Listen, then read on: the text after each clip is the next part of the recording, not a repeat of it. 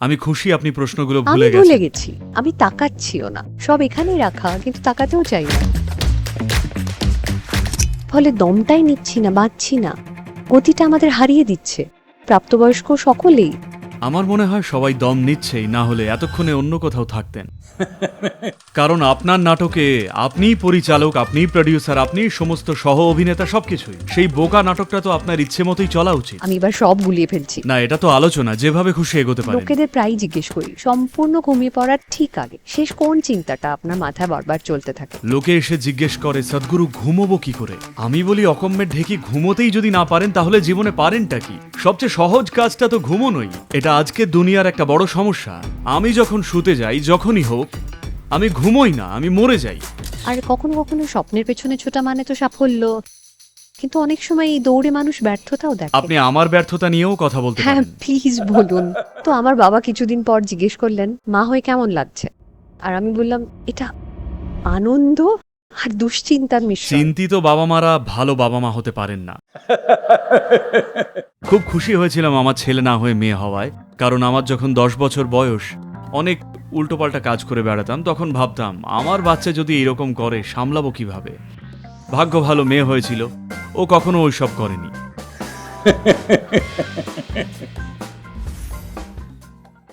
जननं सुखदं मरणं करुणं मिलनं मधुरं स्मरणं करुणम् कालवशादिह सकलं करुणं समयाधिपते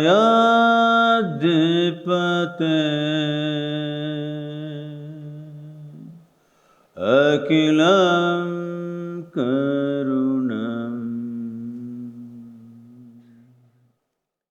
নমস্কার, আপনাদের সবাইকে নমস্কার। আরে, আপনাদের নমস্কার বললাম। আমি তো ভাবলাম আপনারা আমার সঙ্গে কথাই বলবেন না। নমস্কারম আপনাকে, ম্যাম। নমস্কারম স্যার। Okay, so এই মঞ্চে আসার আগে আপনার সাথে কথা বলার সৌভাগ্য আমার হয়েছিল। আর সদ্গুরুজি আমাকে একটা কথা বলেছিলেন, প্রশ্নগুলো ভুলে যান, চলুন আড্ডার মতো কথা বলি। and I was instantly at ease. আর আমি না সঙ্গে সঙ্গে স্বস্তি পেলাম, কারণ আমি সমস্ত স্মার্ট ইন্টেলিজেন্ট প্রশ্ন বানিয়ে নিয়ে আসতেই পারতাম। আমি খুশি আপনি প্রশ্নগুলো আমি ভুলে ভুলে গেছেন। গেছি, আমি তাকাচ্ছিও না, সব এখানেই রাখা, কিন্তু তাকাতেও চাই না, কারণ না হলে আমি একটা নির্ভেজাল আড্ডার সুযোগ হারাবো।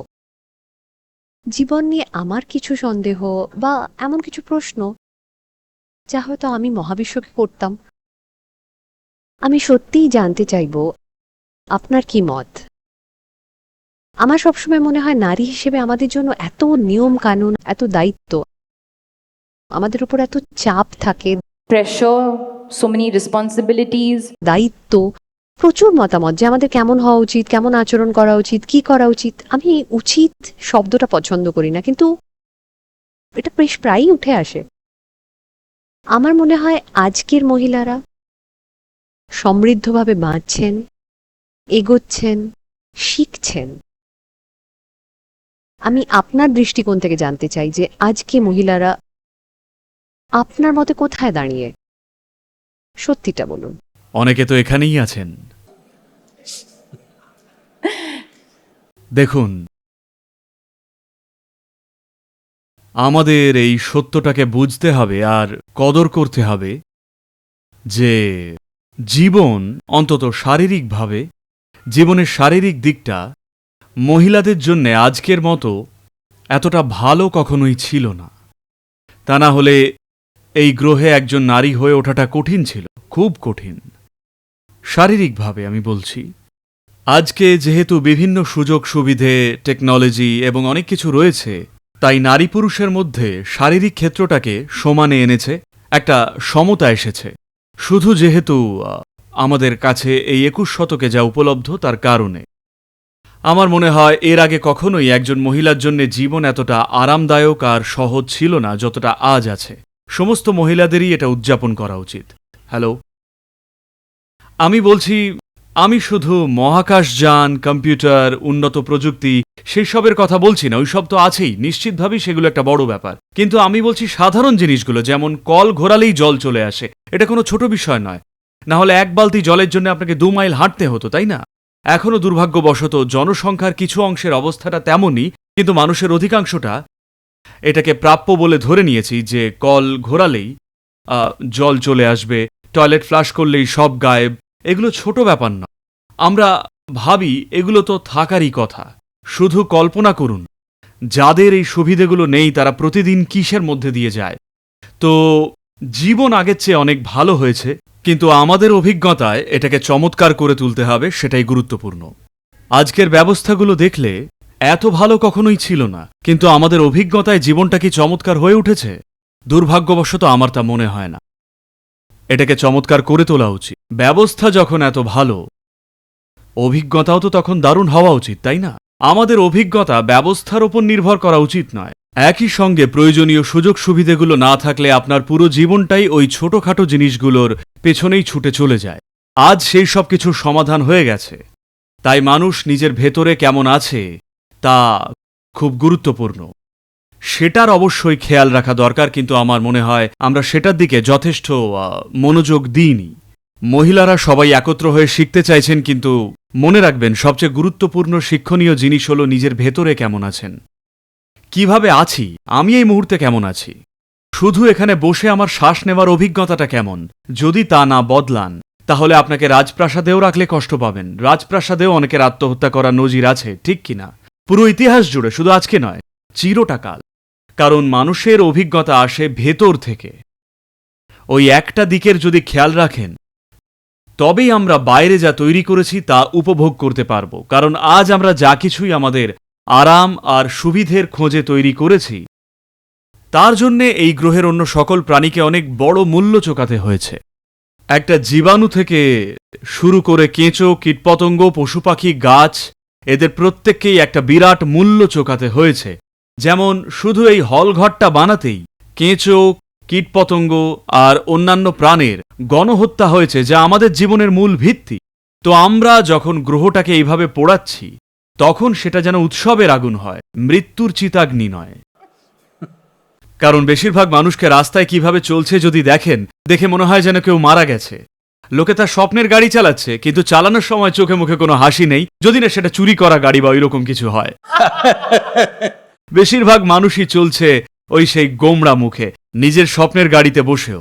যদি রাস্তার ভিড়ে আটকে যাওয়ায় স্বপ্নের গাড়িতে আরো বেশিক্ষণ কাটানোর সুযোগ পান, তাহলে ঘাবড়ে রেগে আগুন হয়ে যান। তো আমি বলছি এটা বদলানোর দরকার। জীবন শারীরিকভাবে এত ভালো কখনোই ছিল না, বাকিটা আমাদেরই দারুণ করে তুলতে হবে, তাই না?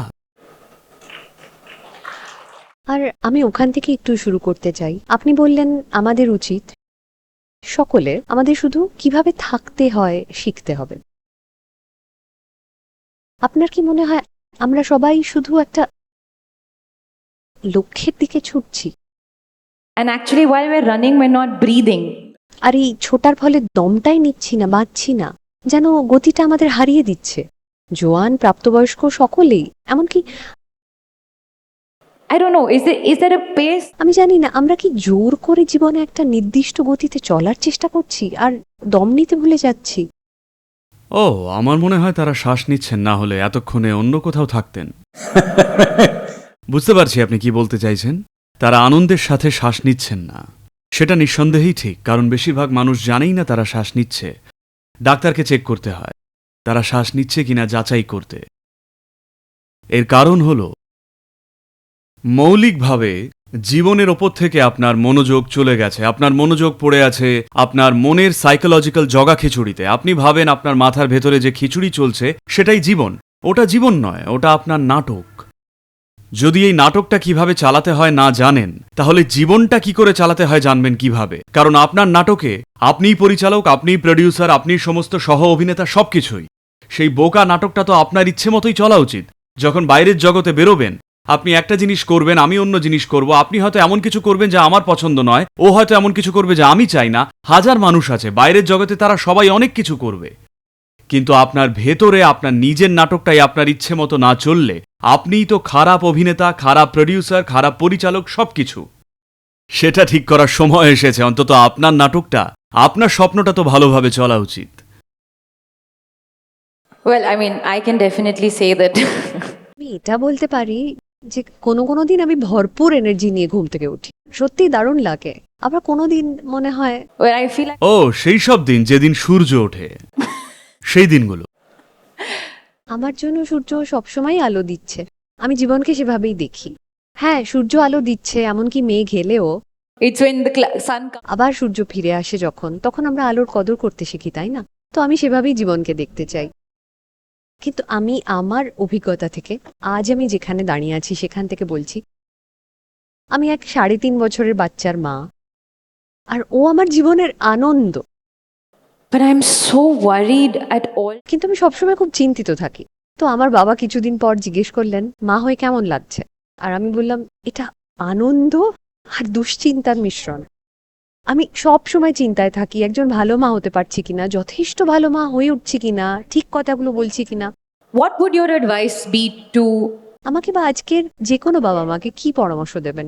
কারণ বাচ্চারা এত সুন্দর, তারা এত কৌতূহলী, প্রাণবন্ত, মিশুকে, কিন্তু তারা জীবনটা শেখে আপনার মাধ্যমে, অন্তত প্রথম কয়েক বছর। হ্যাঁ, অবশ্যই নিজে নিজেও শেখে, কিন্তু একজন বাবা মা যে ভালো বাবা মা হতে পারছে কিনা সেটা নিয়ে চিন্তিত, তাকে কি বলবেন? চিন্তিত মা বাবা কখনো ভালো মা বাবা হতে পারে না। আমার মনে হয় না দুশ্চিন্তা না করে থাকা সম্ভব, না আপনাকে না, মানতেই হবে। আমি আসছি ওটায়। আমি খুব খুশি ছিলাম আমার ছেলে না হয়ে মেয়ে হওয়ায়, কারণ 10 বছর বয়সে আমি অনেক কিছু করে বেড়াতাম। তখন ভাবতাম, আমার বাচ্চাও যদি এইরকম করে, সামলাবো কিভাবে? সৌভাগ্যবশত ও মেয়ে ছিল, আর কখনোই ওইসব করেনি। আমি ভয়ঙ্কর সব কাজ করতাম, যা অনেক সময় খুবই বিপজ্জনক ছিল, খুবই বিপজ্জনক, কিন্তু আমাকে ওই সব থেকে আটকানো যেত না।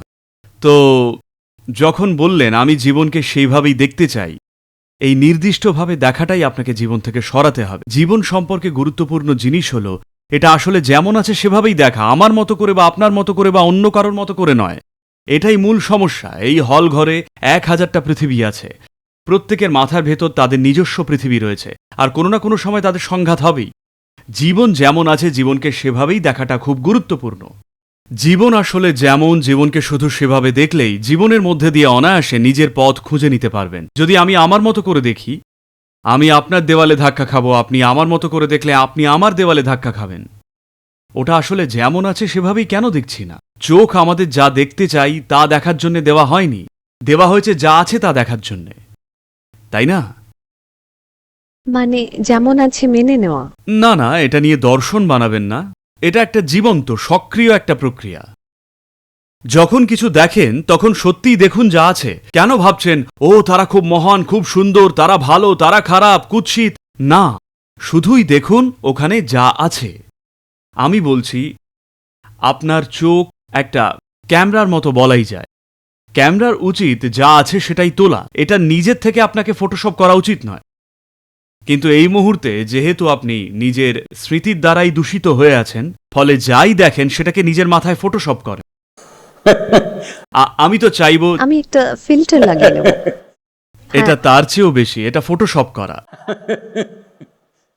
ফিল্টার শুধু রং বদলায়, আপনি বদলাতে পারেন আকার বা সবকিছুই। তাহলে বাবা মাদের জন্য উপদেশটা নিয়ে যেটা জিজ্ঞেস করলাম, সেটার কি দাঁড়ালো? দেখুন, যখন আপনার সন্তান হয় তখন প্রথমেই এই ধারণাটা বাদ দিন যে আপনাকে তাকে কিছু শেখাতে হবে। আমি জানি আপনি একজন চমৎকার মানুষ, কিন্তু আপনি আর আপনার 3.5 বছরের শিশু, ওর নাম কি? Raha. রাহা। আপনার আর ওর মধ্যে কে বেশি হাসি খুশি? সে জীবনের পরামর্শদাতা কার হওয়া উচিত? ওরই। তাহলে আপনার শেখানোর কি আছে? আপনিই ওকে শুনুন, ভীষণ ওকে দেখুন। সত্যি। অবশ্যই দেখুন একটা বাচ্চা কিভাবে থাকে, কারণ একটা বাচ্চা আপনার চেয়ে জীবনের অনেক বেশি কাছাকাছি থাকে। তো আমার জন্য আপনার উপদেশ হলো, আমি যেন ওকে উপদেশ না দিই, Please. বরং ওর থেকে নিই। অবশ্যই শিখুন যে কিভাবে জীবন হয়ে উঠতে হয়, কারণ ও তো শুধুই জীবন, আপনি হয়ে গেছেন সাইকোলজিক্যাল কেস। হ্যাঁ না না, আমি আপনাকে সেটা বলছি না। হ্যাঁ না, অবশ্যই প্রত্যেকটা আমি মানুষ, সম্পূর্ণ তারা একমত। সকলেই সাইকোলজিক্যাল কেস। তারা নিজস্ব দৃষ্টিভঙ্গি থেকে একেবারে নিজের মতো করেই দেখছেন। যদি সবকিছু নিজের মতো করে দেখেন, তাকে বলা হয় মতিভ্রম। একেই বলা হয় সাইকোলজিক্যাল বা মানসিক অসুস্থতা। যদি এই মানদণ্ড অনুযায়ী চলেন, তাহলে দেখবেন সত্যিই ৯৯% মানুষেরই কোনো মানসিক হাসপাতালে যাওয়া উচিত। যেহেতু যথেষ্ট হাসপাতাল নেই, তাই সবাইকে খোলা ছাড়া। কিন্তু আমি বলছি, যখন সবাই ছোট, ৩.৫ বছরের ছিল, ৩.৫ও নয়, ৫, ৬, ৭ বছর অবধি অনেকেই তারা একরকম আনন্দে ফেটে পড়তো, তাদের দমানোই যেত না। এখনও যাদের বাচ্চা আছে তারা জানে, কাউকে আপনাকে অসুখী করার জন্য অনেক খাটতে হতো, আর আজ আপনাকে খুশি করার জন্য কাউকে অনেক খাটতে হয়। এটা খুব কঠিন। একটা হাসির কথা বলি, কি ঠিক আছে তো? বলুন? হ্যাঁ নিশ্চয়ই। একদিন শঙ্করন পিল্লাই তার বাড়ির পেছনের উঠোনে বসেছিল, কষ্টে মুখ গোমড়া করে।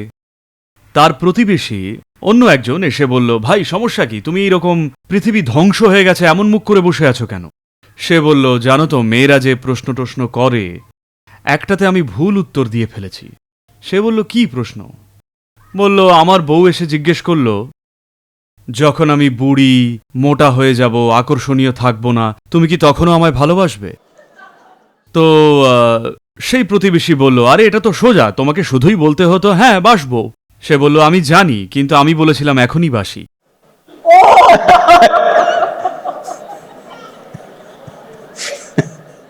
I am going to. আমি এখন একটু অন্য বিষয়ে যাচ্ছি। বিষয়টা হলো আমরা এখন যে ইন্টারনেটের যুগে বাস করছি সেটা নিয়ে আমি খুব কৌতূহলী। আজকাল ইন্টারনেটের সুবাদে চারিদিকে যে এত সহজে এত নানা ধরনের মতামত, That is very easy. সে ব্যাপারে আপনি কি বলেন? আমি কে সেটা কারোর মতামত ঠিক করে দেয় না। কিছু মানুষ আমায় ভগবান বলে, আমি তাতে প্রভাবিত হই না। কেউ কেউ ভাবে আমি শয়তান, আমি সে বেলাতেও চিন্তিত হই না, কারণ আমি যা আমি তাই। আমি জানি আমি ঠিক কি করছি। প্রতিটি পদক্ষেপে, প্রতিটি শ্বাসে আমি সচেতন, তাই আমি যা করতে হবে তাই করব। কিন্তু অন্য সবার ক্ষেত্রে এই সমস্যাটা, দেখুন, প্রথমেই আমাদের যেটা শিখতে হবে তা হলো, এটা বলে বোঝানো কঠিন, এর জন্য অনেক অধ্যাবসায় লাগে এই অবস্থায় পৌঁছতে, যে যদি আপনার সঙ্গে এখানে বসি, যদি আপনি আমার সঙ্গে এখানে ২০, ৩০, ৪০ বছরও বসেন, আমি আপনার সম্পর্কে কোনো মতামত গড়ব না। কারণ যে মুহূর্তে আমি মতামত গড়ে ফেলি, আমার কাজটাই হেরে যাবে। আমার কাজ হলো মানুষের রূপান্তর ঘটানো। আমি যদি বলি আলিয়া তো এইরকমই, এতে আমি তো নিজের কাজটাই ধ্বংস করলাম। আমার কাজ হলো দেখা মানুষকে যাতে রূপান্তরিত করা যায়, তারা যেই হোক না কেন, যেখান থেকেই আসুক না কেন, তারা ইচ্ছুক থাকলে নিজেদের রূপান্তর ঘটাতে পারেন। তাই আমি নিজেকে চরম শৃঙ্খলার মধ্যে রেখেছি। যারা ৩০-৪০ বছর ধরে আমার চারপাশে আছে, রোজ কাজ করছে, তাদের সম্পর্কে কোনো মতামত রাখি না। সেই মুহূর্তে তারা যেভাবে আছে তাদের সেভাবেই দেখি। এটা করার জন্য অনেক কাজ করতে হবে। এটা এমন একটা কাজ যা আপনাদের প্রত্যেকের করা উচিত। যখন কারোর দিকে তাকান, তারা আজকে যেমন সেটাই দেখুন, গতকাল কি করছিল সেই চোখে নয়। পুরো সম্ভাবনাটা দেখুন। অনেক কোম্পানির জন্যই আমরা এটা বদলাচ্ছি। আমরা বদলাচ্ছি তারা যে নামকরণটা ব্যবহার করছে, কি যেন বলে, হিউম্যান রিসোর্স বা মানব সম্পদ বিভাগ, ওদের ওই নামটা বদলে দিয়ে আমি বলছি হিউম্যান পোটেনশিয়াল বা মানব সম্ভাবনা। কারণ একজন মানুষ মানেই একটা সম্ভাবনা। তাকে কি পূর্ণ সম্ভাবনায় লালন করতে পারবেন? দেখুন, আমি বলছি, আপনাকে অপমান করা উদ্দেশ্য নয়, আপনি নিঃসন্দেহেই খুব ভালো অভিনেত্রী, কিন্তু ধরুন এই চেন্নাই শহরে হাজার হাজার সম্ভাব্য আলিয়া আছে, কিন্তু তারা হয়তো কখনোই উঠে আসবে না, কারণ কেউ তাদের লালন করেনি, তাদের জন্য তেমন পরিস্থিতি ছিল না। Absolutely, yeah. তো সেই সম্ভাবনাটা প্রয়োজনীয় লালন পায়নি। তো আমাদের পৃথিবীর প্রতিটি ফিল্ডেই বিষয়টা এমন, আমরা সকলেই এখন, আমরা যেই হই না কেন, তা হয়েছি সঠিক মুহূর্তে, আমাদের সাথে অনেক কিছু ঘটেছিল বলেই। আমাদের নিজেদের প্রতিভা আছেই, কিন্তু তবুও কোন সময় আছি আর চারপাশে কি ঘটছে সেটাও গুরুত্বের। ১০০০ বছর আগে যদি এখানে থাকতেন, তখন অভিনেত্রী হতেন না, হতেন অন্য কিছু। তাই আমি বলছি, অনেক কিছুই আমাদের লালন করে। সেই লালন যদি আমরা প্রতিটি মানুষকে দিতে পারি, কারণ ইকুয়াল অপরচুনিটি বা সমান সুযোগ মানে এটাই। আমরা কখনো মানুষের মধ্যে সমতা আনতে পারবো না, কিন্তু সমান সুযোগ আমরা যেন অবশ্যই আনি। তাই আত্মরূপান্তর হলো সেই সম্ভাবনাই। আজ আপনি যেই হন, আমি দেখি কাল আপনি চাইলেই নিজের অন্তরে একেবারে এক অভাবনীয় মানুষ হয়ে উঠতে পারেন। তাই আমি কখনো আমার চারপাশের কাউকে নিয়ে মতামত তৈরি করি না, এমনকি তাদের 20, 30, 40 বছর ধরে চিনলেও আমি কোনো মতামত গড়ি না। এর জন্য একটা শৃঙ্খলার দরকার, সবারই এর জন্য চেষ্টা করা উচিত। কারণ যেই মুহূর্তে কোনো মতামত গড়েন, সেই মানুষটার ইতি টেনে দিলেন, কবরের মতো। তার সম্ভাবনা শেষ, আর কোনো সম্ভাবনা নেই। মানুষ একটা সম্ভাবনা, মানুষ কোনো বস্তু বা সম্পদ নয়। সম্পদ মানে এর কিছু নির্দিষ্ট গুণ রয়েছে, সেটাকে কাজে লাগাতে পারেন। একটা সম্ভাবনা মানে এর লালন দরকার, আপনাকে পুষ্টি জুগিয়ে দেখতে হবে এটা কোথায় যাবে। এটাই জীবনের রোমাঞ্চের আনন্দ। মানুষ আসে একভাবে, যদি তাদের নিয়ে কাজ করেন দেখবেন 3, 4, 5, 10 বছরে তারা কি চমৎকার হয়ে উঠেছে। এটাই হলো এর সৌন্দর্য, এটাই হলো আপনার বাড়িতে একটা বাচ্চাকে বড় করে তোলার সৌন্দর্য। কারণ এটা কিছুই নয়, দুটো কোষ মাত্র।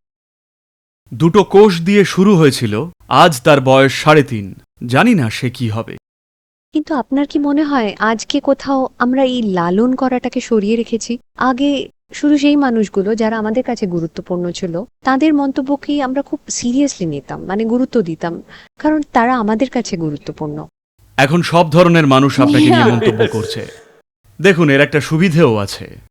ধরুন আপনি 100 বছর আগে কোনো পাড়ায় থাকতেন, হ্যাঁ, সেই 5 জন মানুষ, আপনার মা, বাবা, কাকিমা, পাড়ার কোনো সেই দুষ্টু লোক, তাদের মতামত থেকে পালাতে পারতেন না, কারণ তারা ওখানেই ছিল। হ্যাঁ। কিন্তু আজ কেউ আপনার সম্পর্কে টিম্বাকটু থেকে মন্তব্য করছে, পছন্দ না হলে তাকে ব্লকও করতে পারে। ঠিক। এটা দারুণ, তাই না? So you're saying মানে আপনি বলছেন দেওয়ালটাকে নিজের সুবিধে ব্যবহার করতে, মাঝে একটা দেওয়াল তুলে না, দেওয়া। আপনাকে কোনো দেওয়াল তুলতে হবে না। আমি বলছি, যে লোকটা আপনার ব্যাপারে আজে বাজে বলছে, তার কিন্তু আপনি কখনো মুখোমুখি হবেন না। তাহলে চিন্তা কিসের?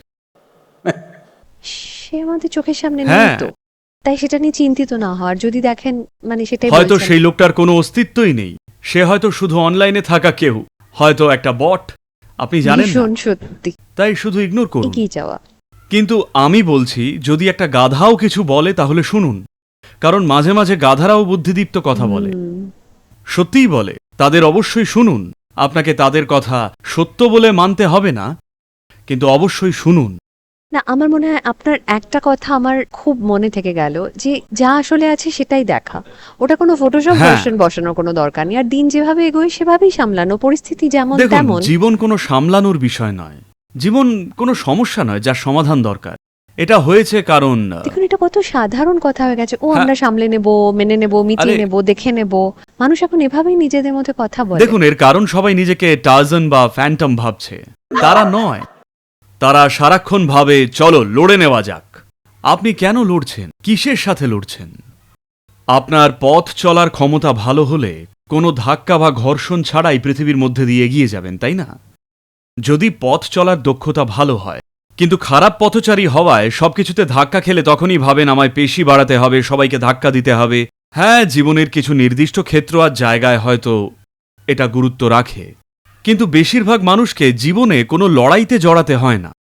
আপনার বুদ্ধিমত্তার পরিচয় কোনো লড়াইতে না জড়ানোতেই, তাই না? বলুন, আপনি কোনো লড়াইতে না জড়ালে সেটা বুদ্ধিদীপ্ত কাজ। আপনি লড়াইতে জড়ালেন আর জিতলেন, সেটার কোনো মানে নেই। আপনি কখনো লড়াইতে না জড়ালে সেটা ভালো। যদিও সবাই আপনাকে লড়াইতে জড়াতে চাইছে, আপনি তবুও লড়াইতে জড়াননি। তারা তাদের দিক থেকে লড়ছে, সেটা তাদের সমস্যা। হ্যাঁ, লড়াইয়ে না জড়ালে লড়াই করতে হয় না। indulge in the fight?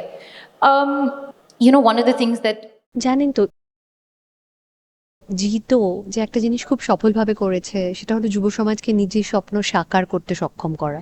আর কখনো কখনো স্বপ্নের পেছনে ছোটা মানে তো সাফল্য, কিন্তু অনেক সময় এই দৌড়ে মানুষ ব্যর্থতাও দেখে।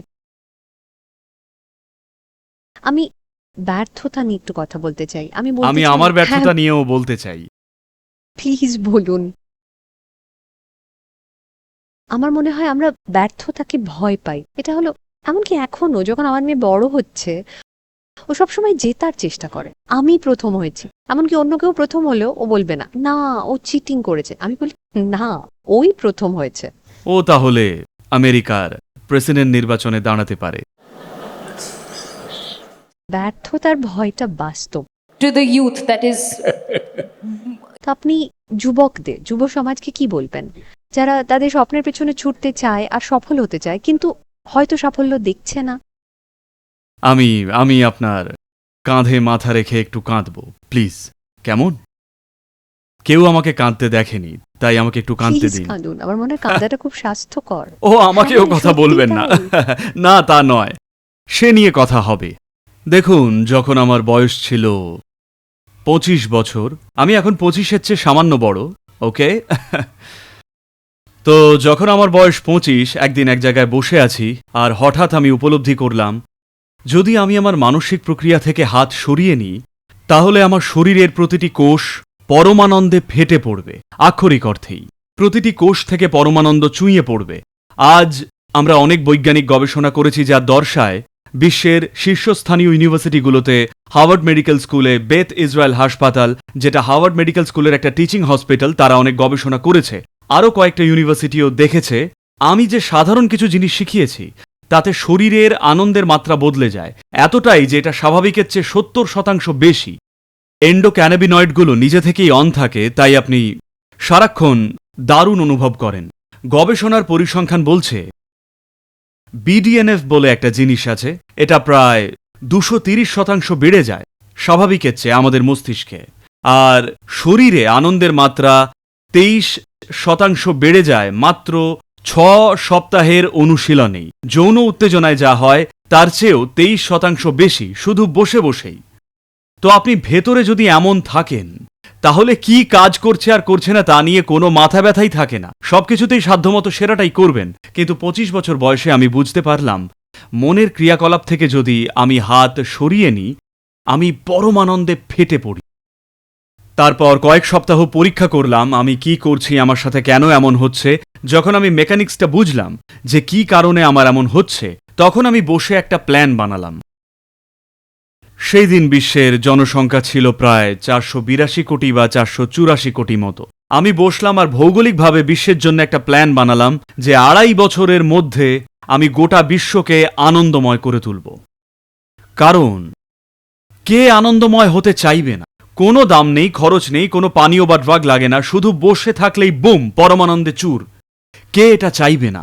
2.5 বছরের মধ্যে গোটা বিশ্বকে আনন্দময় করে তুলব। কিন্তু আজ 43 বছর কেটে গেছে, এই যে আমি কাজ করে চলেছি সপ্তাহে 7 দিন, 365 দিন একটানা চলছি, দিনে 18 থেকে 20 ঘন্টা, আর প্রত্যেক দিন কয়েক হাজার মানুষকে দিয়েও সেভাবে কাজ করাচ্ছি। এসব সত্ত্বেও লোকে বলে আমরা নাকি 200 কোটি সামান্য বেশি মানুষকে ছুঁতে পেরেছি। কিন্তু সেটা আমার কাছে গোটা পৃথিবী নয়। এখন বিশ্বের জনসংখ্যা প্রায় 840 বা 50 কোটি মানুষ। তাই আমি জানি আমি ব্যর্থ হয়েই মরব, কিন্তু আমি ব্যর্থতাতেও আনন্দেই থাকব। সবাইকে আমার আশীর্বাদ এটাই, ব্যর্থতাতেও অবশ্যই আনন্দে থাকুন। কারণ আপনি নিজের জন্য ছোট্ট লক্ষ্য সেট করে বলেন আমি করেছি, সফল হয়েছি, আর ওটা আবার এমন কি?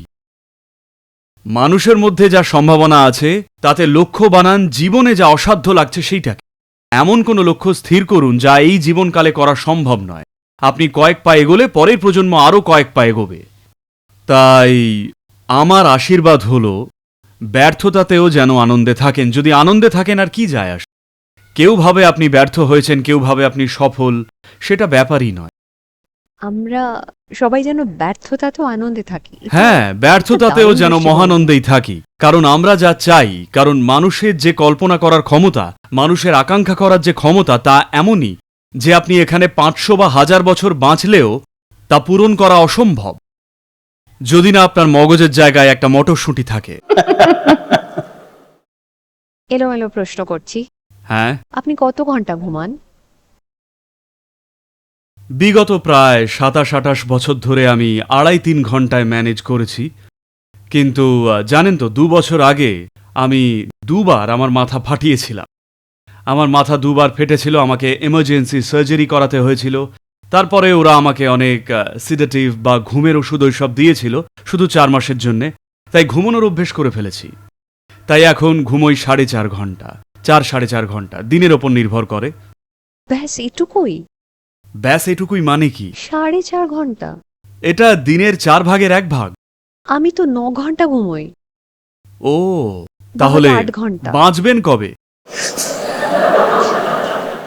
না, কিন্তু আমাদের তো সবসময় বলা হয় এটা ঘুমোতে, বিশ্রাম নিতে, তখনই শরীর নিজেকে মেরামত করে ইত্যাদি, ঠিক না? সবাই মাথা কিন্তু নাড়ছে, আমাদের তো না না এটাই না না বলা না, হয়। সবার আগে নিজের শরীরকে ক্ষতিগ্রস্ত করলেনটা কেন? দেখুন, লোকে প্রশ্ন করে, সদ্গুরু আপনি রিল্যাক্স করতে কি করেন? আমি বলি আমি নিজেকে ক্লান্তই করি না। প্রথমত কেন নিজের ক্ষতি করছে না, তারপর আবার মেরামতির হুজুগ। ও মাই গড, এটা কিন্তু আসলে সত্যি। আমরা কেন ক্লান্ত জীর্ণ হই আর তারপর চেষ্টা করি। আচ্ছা, আমার ক্ষেত্রে যদি দেখি, আমি দিনের শেষে পৌঁছলে ক্লান্ত হয়ে পড়ি, ঘুমোতে চাই। আর সত্যি বলতে আমি 8 ঘন্টা ঘুমানোর পরেও আরো ঘুমোতে চাই। তারপর আমাকে উঠতেই হবে বলে উঠি। তো আমি ঘুমোতে খুব ভালোবাসি। কেউই ঘুমোতে ভালোবাসে না, কারণ যখন সত্যি ঘুমোন নিজের অস্তিত্বই টের পান না, তো এতে ভালোবাসার কি আছে? আপনি নিজের অস্তিত্বকে ভালোবাসেন না। আপনি এর ফলে তৈরি বিশ্রামের অনুভূতিটা হয়তো পছন্দ করেন, কিন্তু যদি আপনাকে এমন উপায় শেখাই যার মাধ্যমে 15 মিনিট বসে থাকলেই মনে হবে 3-4 ঘন্টা ঘুমিয়েছেন, যদি এমন কিছু আপনাকে শেখাই, শিখতে চাইবেন?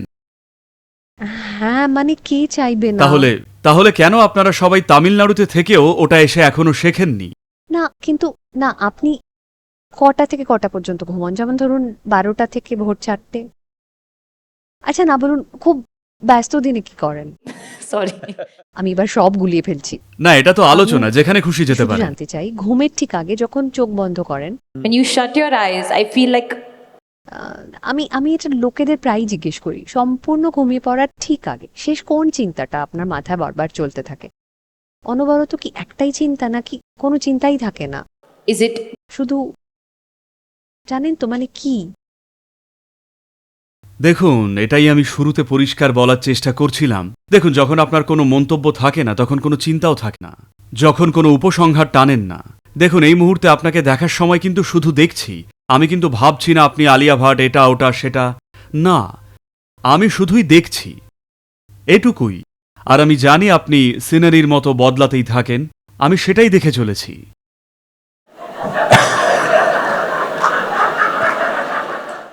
তাই আমি যদি একটা মন্তব্য গড়ি যে সে এইরকম বা ওই রকম, তাহলে আমার মন ব্যস্ত হয়ে পড়ে। আমি কোনো মতামত গড়ি না, শুধুই দেখি বাস্তবে যা আছে। আচ্ছা, তাই- আমি কি বলতে পারি আমি এখন কি ভাবছি? আমি এখানে বসে আছি, আপনাকে দেখছি, ওদিকে তাকাচ্ছি, ভাবছি আমাকে ফ্লাইট ধরতে হবে, ও এখন আমাদের বেরোতে হবে, কালকে কি কাজ, আমাকে এই সময় উঠতে হবে। এটাই আমার মাথা। না না, সর্বক্ষণ। আপনার মাথাটা কিন্তু ওই রকম নয়, আপনি মাথাটা ওইভাবে ব্যবহার করছেন। আমি মাথাটা ওভাবে চালাচ্ছি। দেখুন, ব্যাপারটা এইরকম, আপনি একজন খারাপ ড্রাইভার, আপনি গাড়িটা নিয়ে সবাইকে ধাক্কা মেরে এগিয়ে যান, আর তারপর আপনি বলেন যে আমার গাড়িটাই এইরকম। আপনি একজন খারাপ ড্রাইভার, বিষয়টা শুধু এটাই। মানে আমি এখনো ভালো ড্রাইভ করছি না? না, এটা শুধু আপনার ব্যাপারে নয়, 90% মানুষ বেশিরভাগ সময় আজে বাজে কিছু ভেবে চলে, যা তাদের কাছে কোনো মানেই নেই। তারা যদি সেটাই ভাবত যা তারা চায়, তাহলে দারুণ কিছু তৈরি করতেন, নিজের জন্যে এবং বাকি সবার জন্যেও, তাই না? আমি বলছি, মস্তিষ্কের 5 থেকে 10% বা 15% ব্যবহার করে মানুষ কত কিছু করছে। যদি 100%ই ব্যবহার করত, তাহলে সবাই অসাধারণ মানুষ হতো কিনা? প্রত্যেকেই। কারণ সবারই এইরকমই মস্তিষ্ক রয়েছে, মোটামুটিভাবে সবার মস্তিষ্ক একরকমই। দেখুন, আপনারা এখানে বেশিরভাগই শহরের মানুষ, তাই হয়তো জানেন না, আমি জীবনে অনেক সময় কাটিয়েছি পশু পাখিদের সাথে। ছোট প্রাণী যেমন পিঁপড়ে, একটা ঘাস ফড়িং, মৌমাছি, এদের সঙ্গে আমি থেকেছি, এদের অনেক মনোযোগ দিয়েছি। তারা একটা চমৎকার জীবন কাটায়।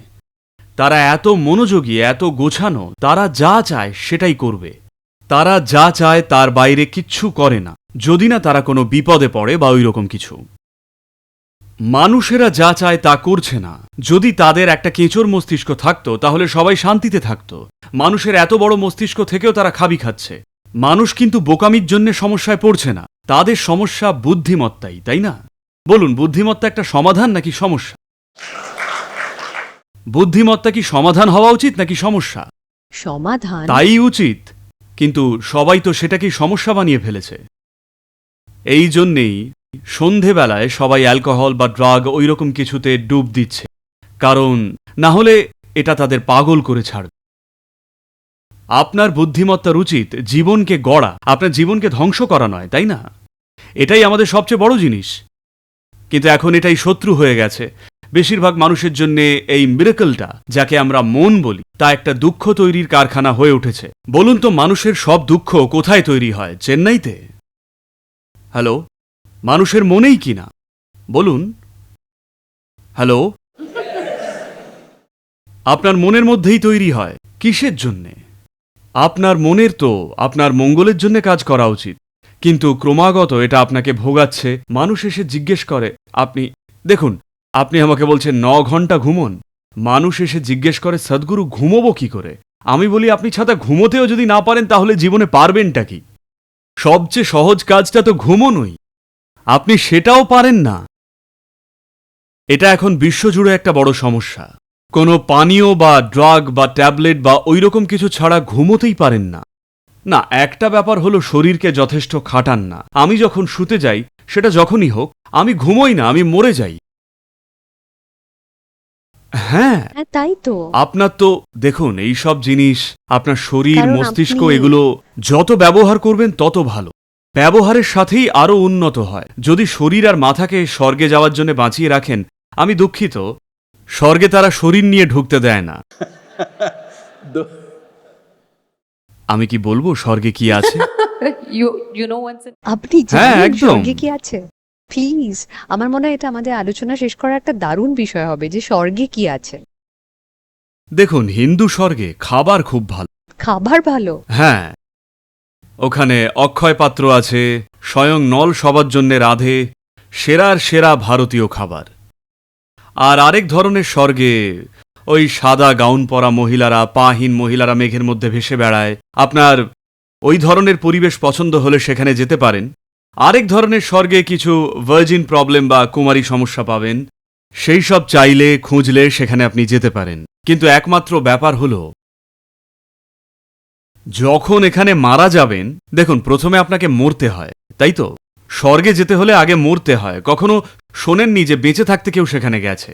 তো আপনাকে মরতে হবে। আর যখন আপনি মরেন, তখন আপনার কালচার, রীতিনীতির ওপর নির্ভর করে আমরা হয় আপনার শরীর পুড়িয়ে দিই, অথবা কবর দিই, অথবা টুকরো করে পাখিদের খাইয়ে দিই। মৃতদেহের নিষ্পত্তির বিভিন্ন উপায়। কিন্তু গুরুত্বপূর্ণ বিষয় হলো, দেহকে মাটিতেই ফিরিয়ে দিই, কারণ যাকে আমরা আমার শরীর বলি, সেটা এই গ্রহের একটা টুকরোই, তাই না? আমরা যা খেয়েছি তা এই গ্রহের টুকরোই, ওটাকে ফেরাতে হবে।